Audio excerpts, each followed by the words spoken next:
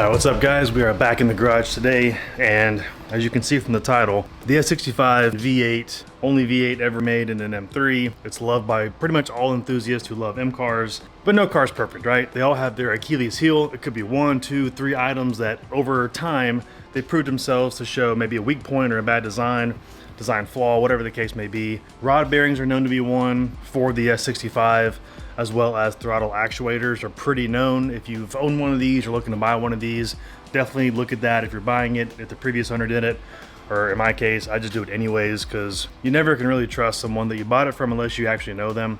But the other item on these cars that you want to look out for is the valve covers. And the valve covers on the E92 M3 engines are known to have issues because from the factory, they're made of magnesium. And if you don't know, this engine was only ever made, it was a bespoke engine made in the E92 M3. It wasn't put in any other chassis.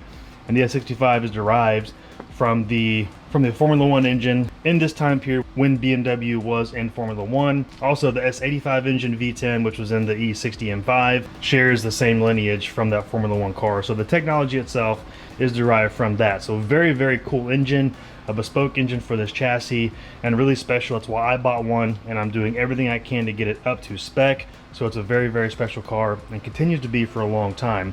If you follow me, you know that performance is obviously important to me, aesthetics, but what doesn't matter if the car is falling apart and it's broke. So I want to do everything as best as I can to make this car as bulletproof as I can. So rod bearings, obviously, throttle actuators. Over the past 15 months, it's been all fluids refreshed. I'm working through suspension, cooling next, interior, exterior, ceramic coating, paint correction, just one piece at a time to get this car where I want it. But again, back to the valve covers, they're magnesium. So if you're not familiar, magnesium is known to be very lightweight, so it's really good for race applications. So my guess is BMW used this because it was lightweight, they saved a couple of pounds, and it made sense for the race application. Were they thinking ahead, like, hey, 100,000, 200,000 miles and 20 years later, will this be reliable? I don't know if they thought that, maybe not, maybe they did. The problem is, we know now that it's not, and as you can see, the issue is, if I can get this to focus, so disregard the oil, that's just leaking because the valve covers are leaking, which is also a thing. What I'm talking about here is, if you can see, if I can get it to focus for you guys, you can see those little bubbles and ripples.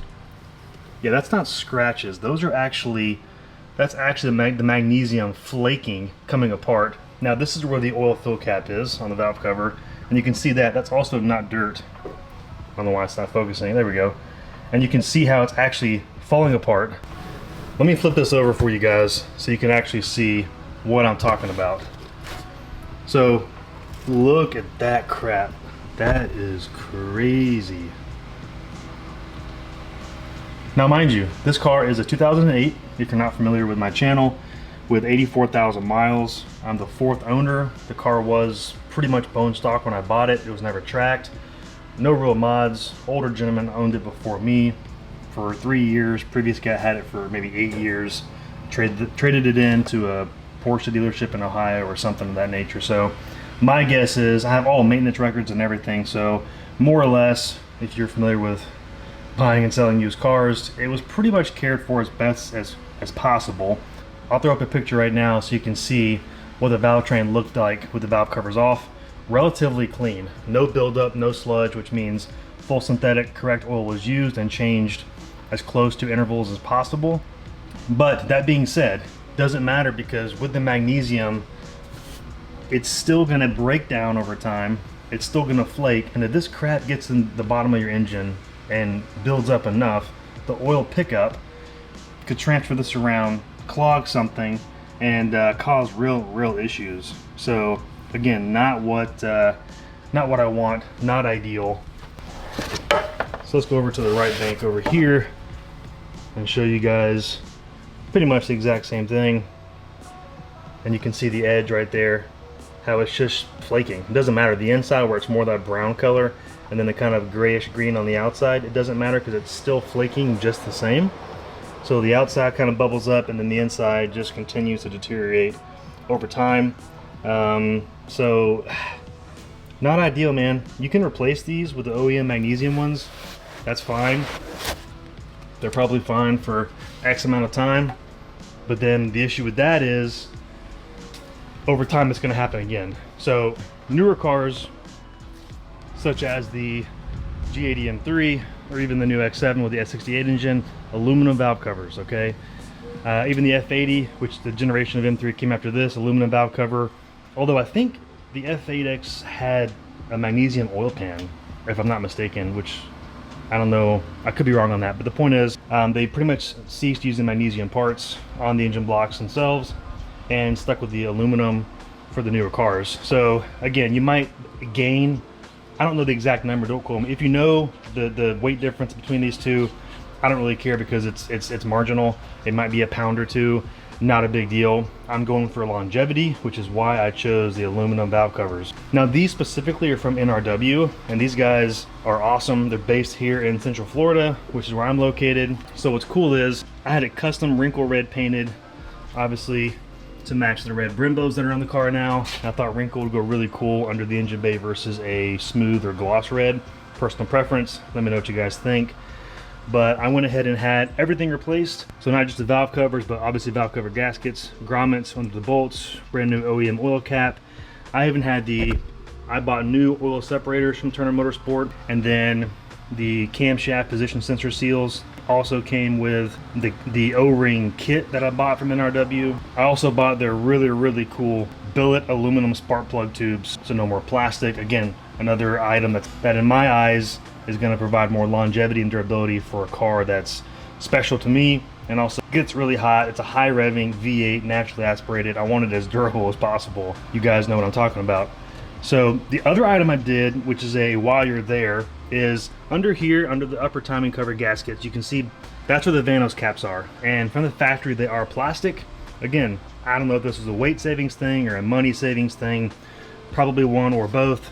Point is, Evolve makes aluminum ones, which are basically OEM spec'd exactly fitment wise. It's just aluminum instead of plastic. So adds longevity and it's a lot more durable. So while we were there, the aluminum Vanos caps are now in place, and of course upper timing cover gasket as well, some sealant, and of course valve cover gaskets as well. So that is the solution. And again, like I said, I did the oil separators as well because those are known to kind of fail. And instead of just using the new O-rings that came with the kit, I wanted to get whole new ones. I want everything while you're there type parts to be done. Yeah, I'd be curious to know if those of you who've had the car or have had yours replaced or done your valve covers, did yours look similar? Was it better or worse than mine? I would be curious to know from you guys that have had these, how mine compares in conjunction, because again, I bought this used.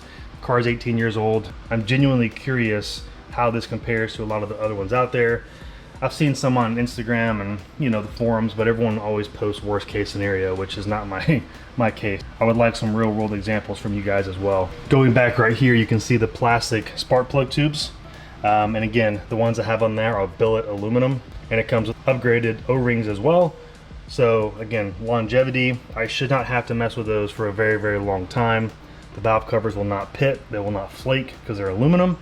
So another item that makes me sleep better at night knowing that my S65 is taken care of. But besides that, this build is coming along really nicely.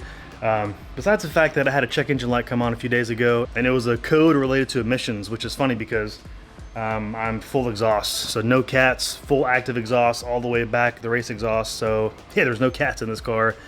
But essentially, had the codes red, my scanner wasn't working, so had the codes red, and it was both upstream O2 sensors. So upstream from the cats, which the tune doesn't affect, they just tune out the downstream cats, so the upstream are still reading and reverting a signal. So bank 1 was totally failed, and bank 2 was failing but still reading. So I was like, oh man.